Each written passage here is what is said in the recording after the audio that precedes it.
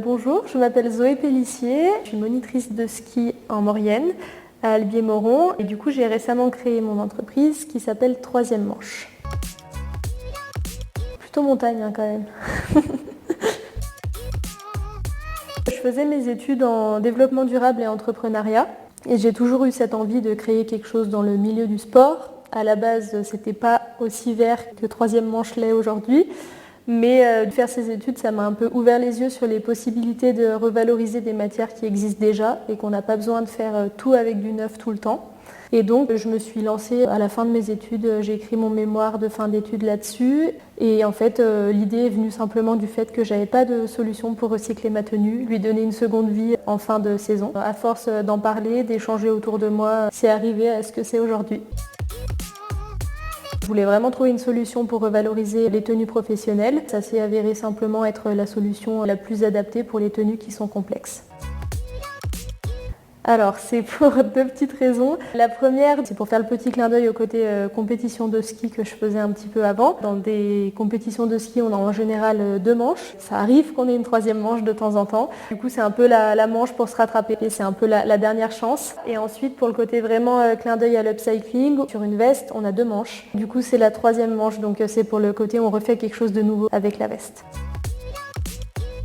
Troisième Manche, c'est une marque qui revalorise les anciennes tenues des moniteurs de ski à l'origine, mais là, à l'heure actuelle, est en train de s'étendre à la revalorisation des tenues professionnelles et surtout les tenues professionnelles de montagne. Alors moi, je dirais que c'est du rétro qui est tendance. On peut se retrouver avec des produits super rétro vintage avec les anciennes tenues et des produits un peu plus modernes avec les tenues qui sont plus récentes, plus classiques, un peu moins faux-folles. Ça permet de faire une variété de produits avec plusieurs ADN suivant les années des tenues en fait.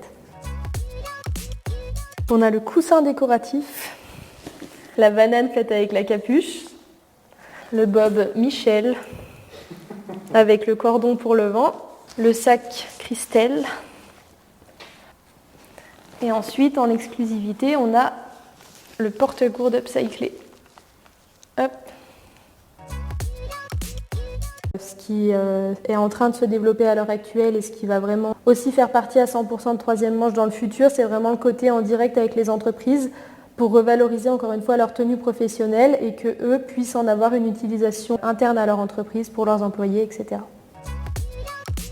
Alors dans 5 ans, Troisième Manche, ce sera plus gros, ça revalorisera encore plus de matière. Le but, c'est vraiment de proposer une solution aux plus d'entreprises qui ont justement cette problématique de la tenue professionnelle qui est changée régulièrement, qui doit répondre à des qualités techniques, etc., qui sont du coup floquées au nom de l'entreprise. Donc le but, ça va être de revaloriser un maximum de tenues professionnelles dans l'écosystème montagnard principalement. Et ensuite, d'avoir des équipes qui puissent aussi permettre de faire plus de quantité, plus de produits, de répondre à plus de demandes et de développer la marque pour qu'elle soit pérenne.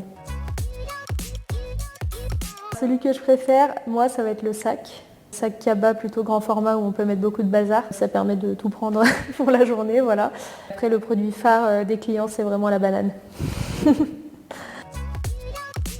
Il va y avoir le grand public qui est intéressé du coup par des produits upcyclés et qui cherche à consommer de manière plus durable. Il va y avoir aussi les moniteurs de ski, là plus les produits un peu plus techniques, typiquement le porte-gourde qui va bientôt arriver. Et ensuite on va avoir du coup tout ce qui est entreprise, des tenues professionnelles qui leur servent dans leur activité quotidienne, et comment on revalorise ça et comment on redonne du sens à des produits derrière avec une fabrication française. L'offre que là on développe maintenant, c'est vraiment les cadeaux d'entreprise. Chaque fin d'année, il y a des cadeaux d'entreprise aux employés. Et donc là, le but, ce serait vraiment de proposer des cadeaux d'entreprise. Donc il y a un catalogue qui commence à être assez varié. Donc ça peut aller de la pochette d'ordinateur pour rester vraiment dans l'univers bureau, travail, etc. à la trousse, on a vraiment plusieurs choses. Ou sinon plus, par exemple, des sacs de voyage, etc.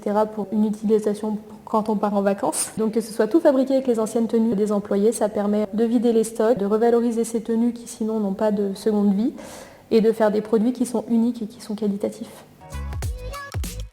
Alors aujourd'hui, pour développer la marque, je cherche d'autres gisements de matière que les tenues de moniteur de ski. Commencer par ça parce que moi, c'est proche de mon histoire, c'est ce qui m'a motivée à l'origine et ça me motive toujours autant. Mais voilà, c'est vrai que pour diversifier les couleurs, les produits, etc., je suis à la recherche de différents gisements, mais toujours en restant dans la matière qu'on connaît de la tenue hivernale.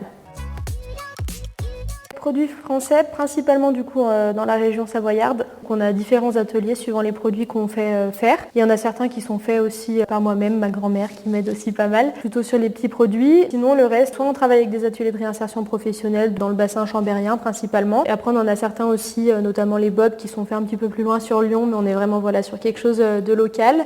Et après, sur certains produits, pour les commandes d'entreprise, un peu plus. Là, c'est surtout aussi via des couturiers, couturières indépendantes qui ont la capacité aussi d'absorber des plus grandes productions.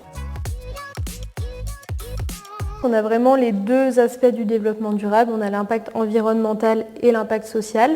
Donc on a l'impact environnemental avec notre activité qui est basée sur l'upcycling, donc on revalorise de la matière qui existe déjà, qui sinon aurait été destinée à être jetée, incinérée, etc. Donc on limite en fait l'impact carbone qu'a une tenue. Ça permet de prolonger la durée de vie de la matière. Il faut savoir que l'upcycling, c'est une technique qui pollue quand même vachement moins que le recyclage parce qu'on n'a pas de modification de la matière, elle reste telle qu'elle.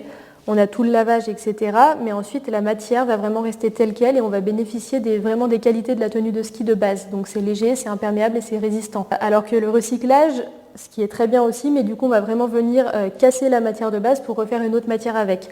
Donc voilà, il faut aussi comprendre un peu la nuance qui est quand même un peu différente. Et ensuite, pour le côté social, du coup, on travaille avec des ateliers de réinsertion professionnelle, donc principalement dans la vallée aussi. Donc ça permet aussi de soutenir le réemploi des personnes qui sont en recherche d'emploi. Ça leur permet de se former justement à la couture et de faire un tremplin pour retrouver un emploi ensuite derrière. Je vais dire avenir. Avenir parce que l'upcycling et la revalorisation textile, ça va être le futur de la mode aussi dans les tenues professionnelles.